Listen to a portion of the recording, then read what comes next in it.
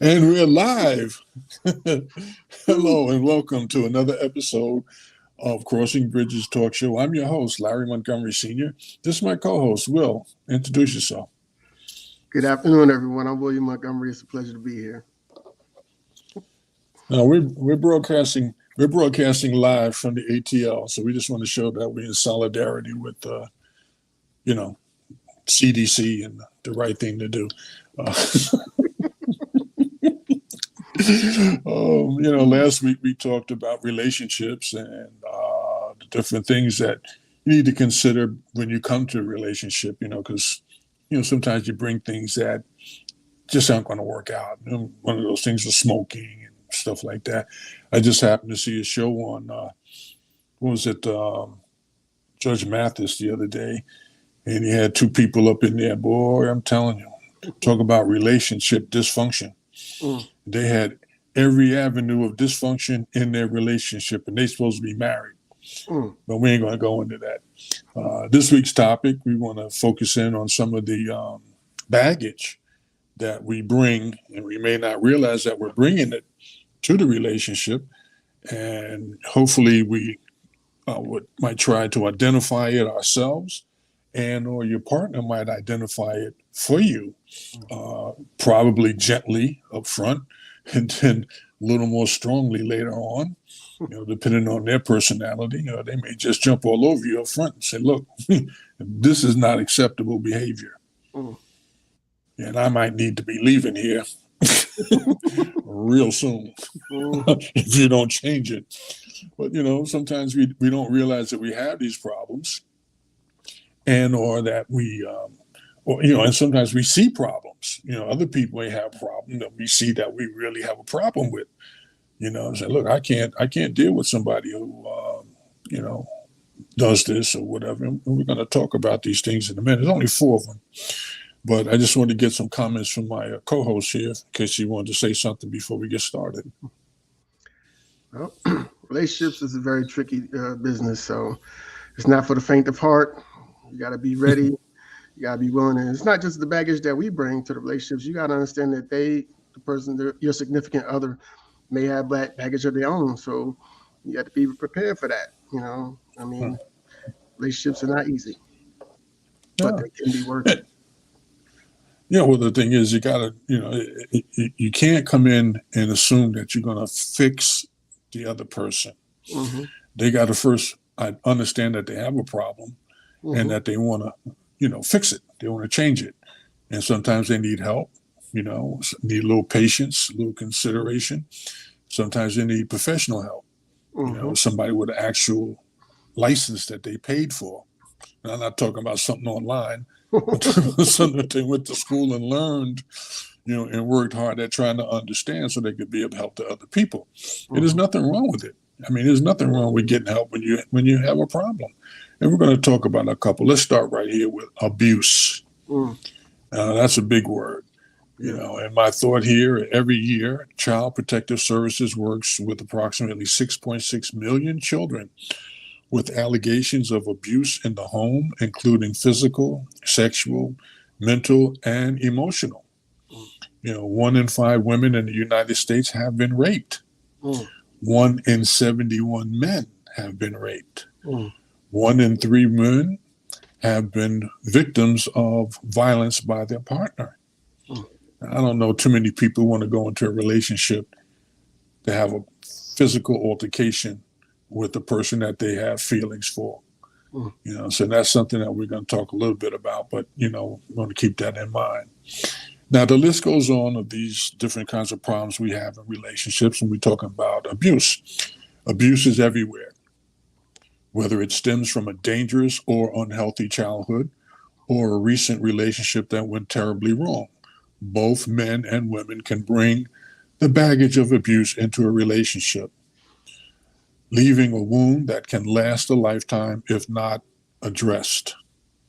And so with that, I can tell you straight up from my childhood, my parents would fight, and, sometimes my dad would win.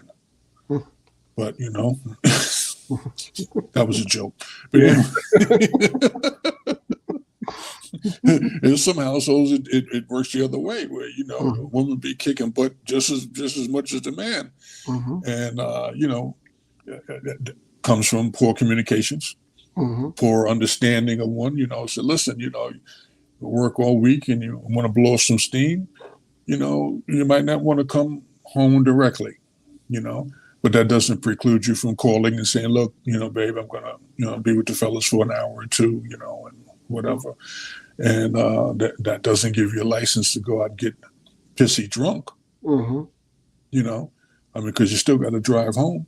Mhm. It could be a problem. It's okay for you, but it could be a problem for somebody else. Some Mhm. innocent bystander walking around, and and you run into them or run over them because you're drunk. Mhm. You know, so you got to keep that in mind and be concerned with that. And besides, you want to get home. Mhm. So if you ain't drinking, or if you're not drunk or whatever, and somebody run over you because they drunk. Mhm. So Yeah. so it's one of those mutual situations. And then again, when we talk about abuse, especially with children, they the hostages. Mhm. They can't, just because you slap them around a little bit, they can't just get up and leave. You say, I Mhm. got to put up with this. They got to stay there and they got to try to smile and, and be nice and say, oh, well, daddy, mommy loves me and all that there. But, I was bad. Yeah, okay, I was bad. But then how bad was I? Mhm. Was I bad enough to get beat like this, bloody, where bones are broken and stuff like that there? And, I mean, yeah, well, you have to have discipline in the household. This is true. It's a part of Mhm. life. But there's a point of, listen, it's not discipline, it's abuse. Mhm. And you got to look at it. If it happened in your own household when you were a child, you have to step back and say, do I want that to happen in my household? Mhm. I want to go through that every week, you know, beating and knocking on your kids for whatever reason. Now you're a bully to them, and they're going to be bullies to their friends Mhm. because it's going to come out somewhere. Yeah. But okay, so that's abuse. I'm just trying to get my notes here. That's all. Okay. Uh, let's go to the next topic. Unless you want to add a comment, well, Well, we'll I just mean, gloss over you. but those are definitely interesting statistics that you pointed out about, 1 in 5 women um, are, you know, Raped. yes. Try not to use the R word. We might get censored on YouTube or something like that. So like there's some taboo words that they will But yeah, and and also about the men. It's like that's something that doesn't get talked about. And some people No. think that it doesn't happen, but clearly it does. And so yeah, it's good information. Yeah. I mean, you got some guys who, really, really very conscious about, their masculinity and women, Hmm. and, you should be very concerned about that because it's not right. But, and I have to tell you the truth, sometimes a woman will take you there, Hmm. and so they got to take some of the blame too.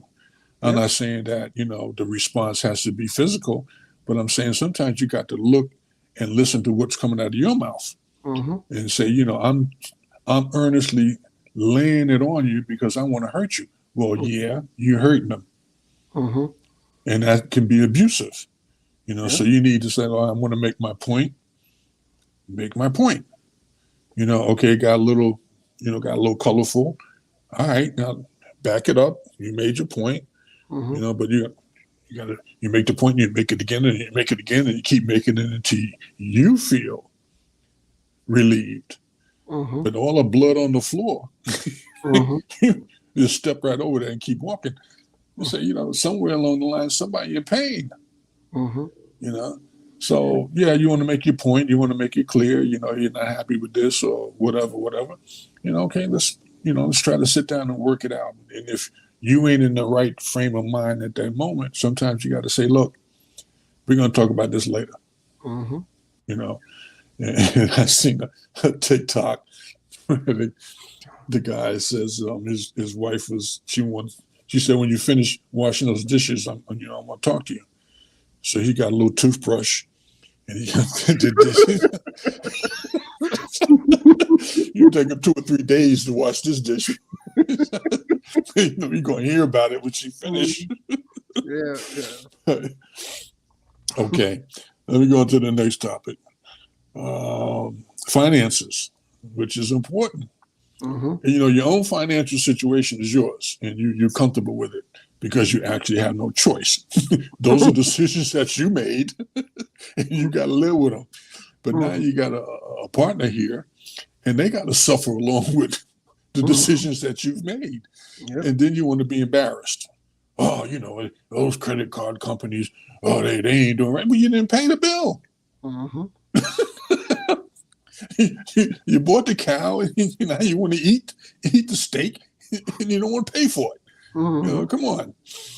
So the point here: college debt, credit cards, previous divorces, medical bills, all simple mismanagement of money can result in financial baggage that is heavy.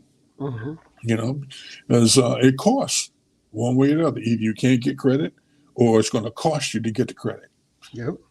And so why should your partner suffer? Especially if you bring some baggage with you, and then you keep making the same mistake. Yeah. I want to go out. I want to go out to the club. I want to go out. And what you're doing, you're using the credit card for a short-term issue, and then when the credit card bill come, all right, I spent $100 at the club. Now the bill comes and they say, well, you only have to pay $15 a month. Oh yeah, well that's good. I got 15. No, but you spent 100. That's what you borrowed, 100. So if you can't pay it back, then you need to. Hey, look, I can't be carrying those drinks I had on Valentine's Day all the way to Christmas. Because you're paying the interest rate every month. Yep. And you can't. And another mistake that a lot of folks make when they get married or they pretend to be married, living together type thing, is we both want to we have a joint account. Why we got a joint account? Well, any money in there is my money and yours, but it's our money. When they run out, when mine just run out, I'm using your money. It's in the account. You can use it. Me and your mother went through that. I said, we figured out real quick. No, we need to have 2 different accounts. And you give me the money that we need to spend to pay the bills with. Mine be running thin. So I got it. I got 2 more days before payday. I'm good. You got no gas in the car, but I'm good. They said, no, that ain't working. We got to have this under control. So you get 2 separate accounts, and you write your checks when you get ready, and I'll write mine, and we'll be fine. Let's see here. What else? I would say 3 accounts: one for you, one for them, and a joint account for paying all the bills. Because that way, if you have a joint account for paying bills, oh, I went and I looked, and he paid that bill or she paid that bill. We ain't making double payments, but it's like a community. That would be me. I would recommend that.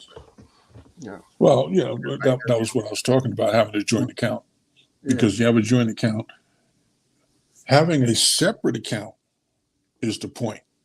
Having a joint account could be the problem, because I write a check to do something, you write a check to do something. I'm thinking that, we got that little something there, and something came up, and I decided, well, let me write a check. Now I'm paying overdraft fees for something that, $5. I tell you, I got an account now. I got $5 overdraft. They charged me $35. Yeah. I quickly learned, said, I ain't use this account much. $35. It's overdrawn 2 cents. We need you to send us $35. Bring your account up to. Nah, they ain't. Yeah. Anyway. They don't play with the overdraft fees. Huh? They don't play with those overdraft fees. They come get that money. No. Yep, because that's the gravy. Now, number 3 on the list here is past relationships. Usually I throw a video in here, and Mm-hmm. I probably won't put this one together until Thursday when we get back. But past relationships. Rarely today does someone enter into a marriage that has not been involved in a previous relationship of some sort. Even if a junior high school sweetheart or puppy love of some sort. Many of us have experienced deep wounds from a relationship that we were deeply involved in or marriage that failed. We felt like failures. We were hurt and angry. And if we aren't careful, we get the idea that someone must pay. Mm-hmm. We don't do this consciously, but unconsciously. Our spouse must prove to us that he or she isn't willing to do the same things to us that the past partner did. Often we make them prove make them prove.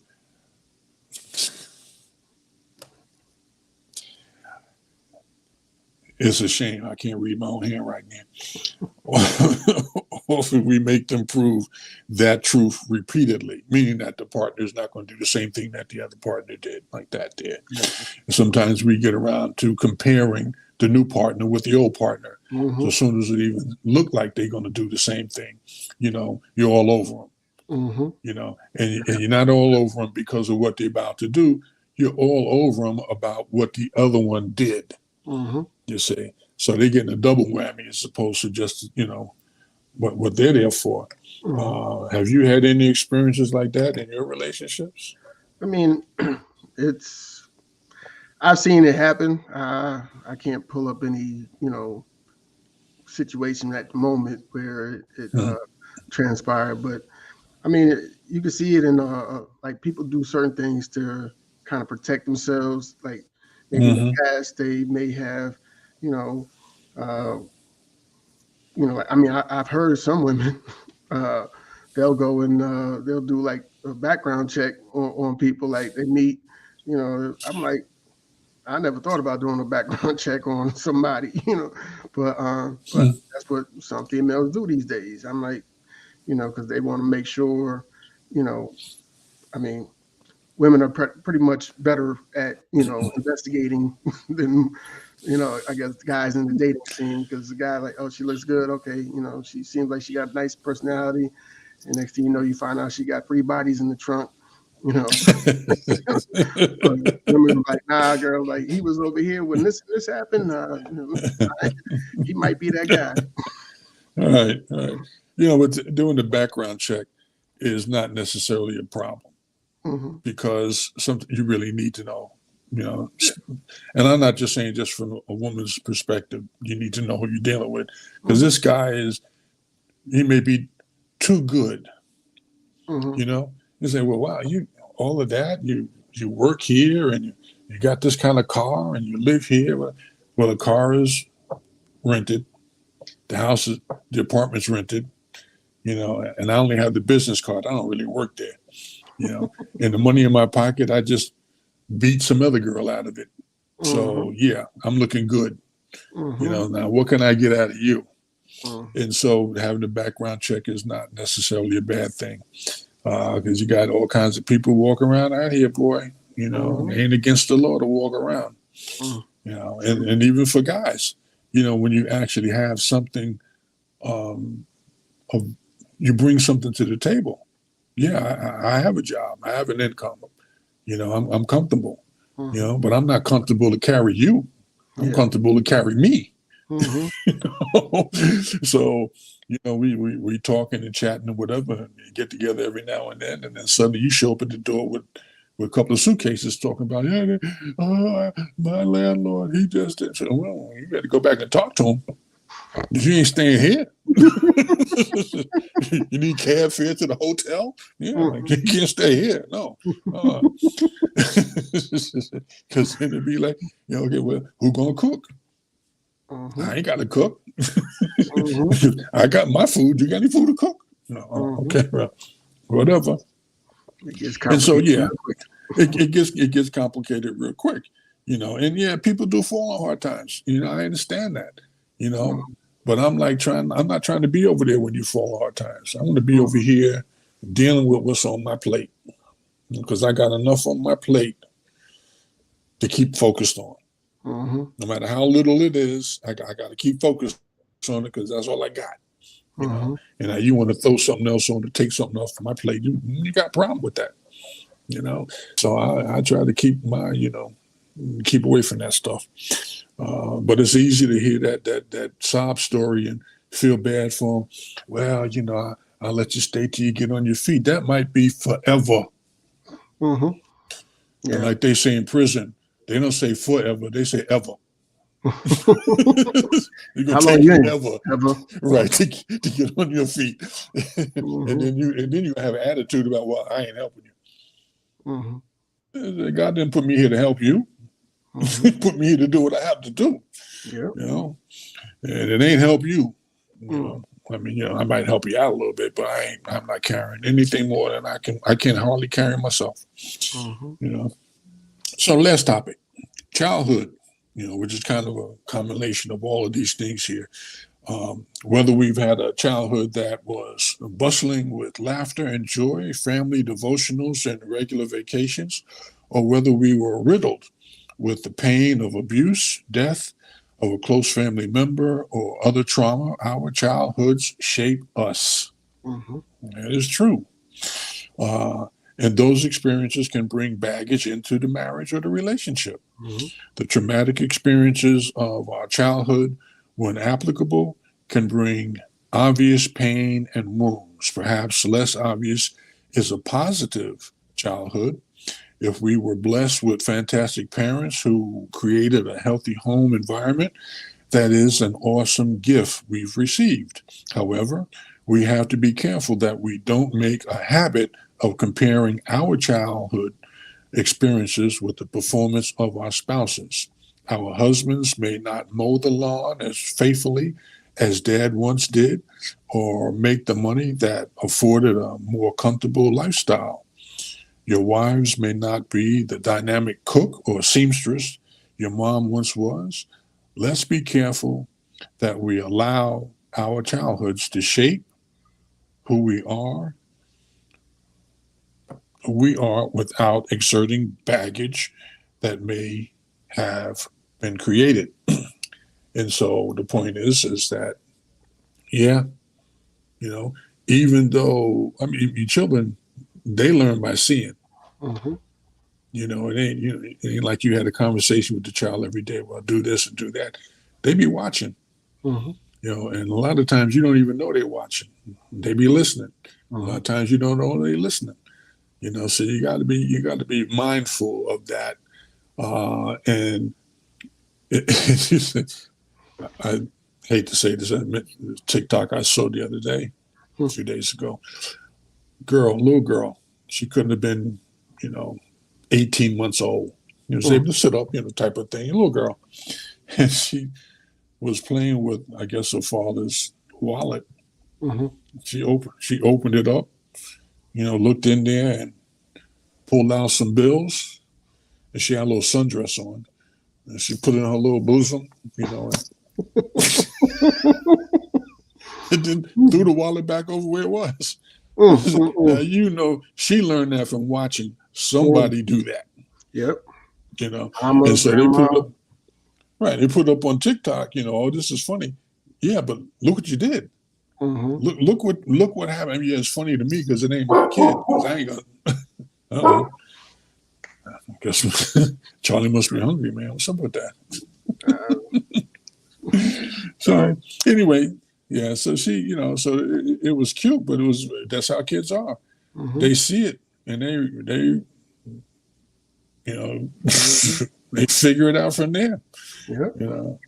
So when we come to these relationships, we got to know that we bring baggage and the other one brings baggage.